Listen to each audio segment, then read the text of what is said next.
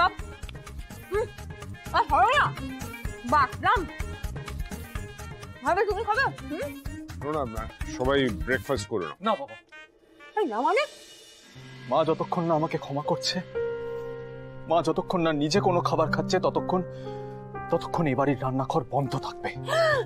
এই আমরা ততক্ষণ কেউ কিছু না খেয়ে থাকবো না কি রে আয়ুষ? তোমাদের কাউকে আমি কোনো জোর করছি না, কিন্তু আমি কিছু খাবো না। এবার বাকি সিদ্ধান্ত তোমাদের। ভাইদা তুই আর মা না খেলে আমি আজকে খাবো না। আর বাবা আমি কি একবার মায়ের সাথে দেখা করে আসবো? এখন দেখা করাটা ঠিক হবে না, ইন্দ্রাণীকে আরো একটু সময় দাও। শুনে তো আয়ুষ কি বললো, আমরা কেউ কিচ্ছু খাবো না।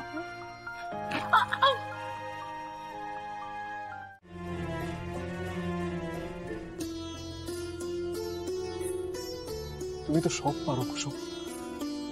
ঈশান বলে তুমি তো জাদুকর, বাবা বলে তুমি এ বাড়িতে আসার পর এ বাড়ি নাকি প্রাণ ফিরে পেয়েছে। তুমি আমার মাকে কিছু খাওয়াতে পারবে না কুসুম? মা আমার পৃথিবী কুসুম, মাকে ছাড়া আমি আর কিচ্ছু ভাবতে পারি না। তুমি অন্তত মাকে কিছু খাওয়ানোর ব্যবস্থা করো, না হলে যে মার শরীর খারাপ হয়ে যাবে কুসুম।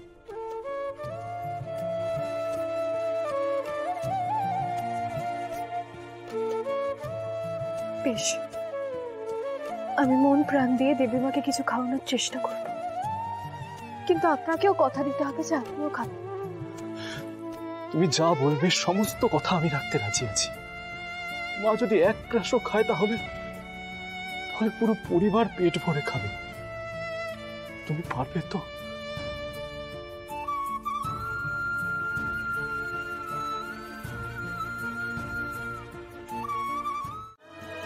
বন্ধু, তুই কিছু খাসনি?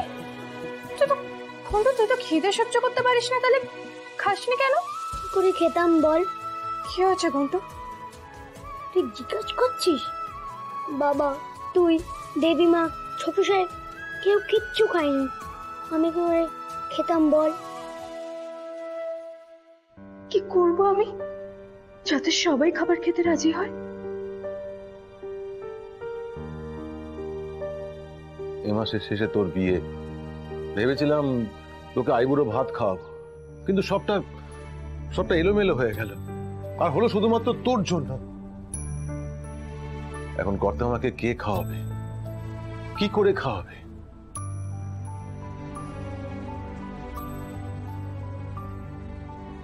দেবীমা আর ছোট সাহেবকে এখন খাওয়ানোর একটাই উপায় আছে।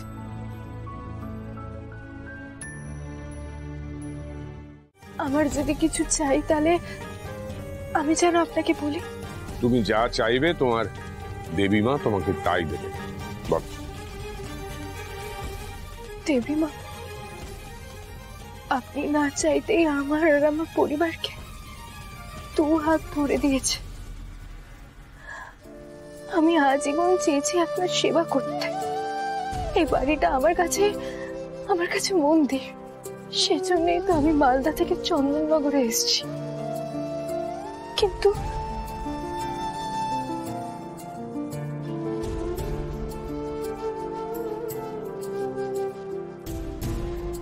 কি হলো কুসুম, থামলে কেন বলো? কিন্তু আমার সেই বাড়িতে থাকার সময় ফুরে এসেছে দেবীমা,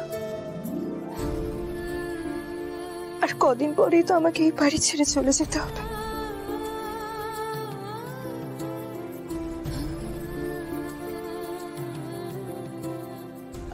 আমি তো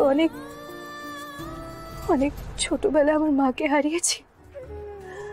আমি মায়ের কাছে শুনতাম যে বিয়ের আগে মেয়েরা তার মায়ের কাছ থেকে আইবুড়ো ভাত খায়। আমার তো মা নেই, আপনি তো আমার দেবীমা, আমাকে আইবুড়ো ভাত খাওয়াবেন দেবীমা?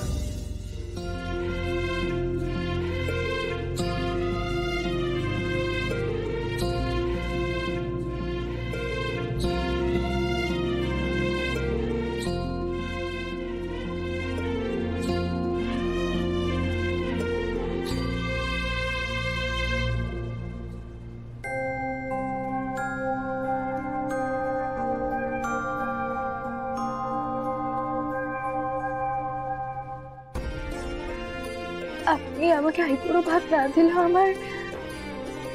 আমার মন খারাপ হবে না দেবীমা, কারণ আমি জানি আপনার আশীর্বাদ সবসময় আমার সাথেই আছে।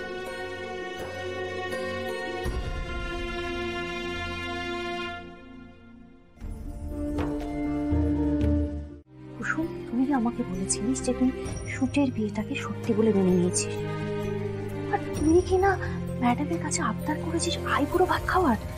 কি চাইছিস তুই? আমি চাই দেবীমা, ছোট সাহেবের পরিবারের সবাই যেন খাবার খায় পিসি। ছোট সাহেব আর দেবীমা যাতে খায়, এই জন্যই আমি দেবীমার কাছেই আবদার করেছি।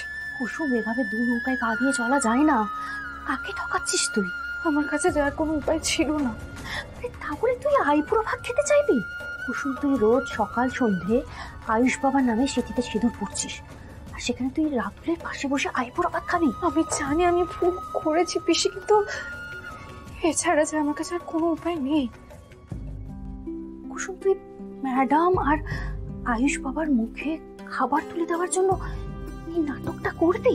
দেবীমা আর ছোট সাহেবের জন্য আমি সবকিছু করতে পারি, হাসি মুখে নিজের প্রাণটাও দিয়ে দিতে পারি, আর সারা জীবন নাটকও করে যেতে পারি।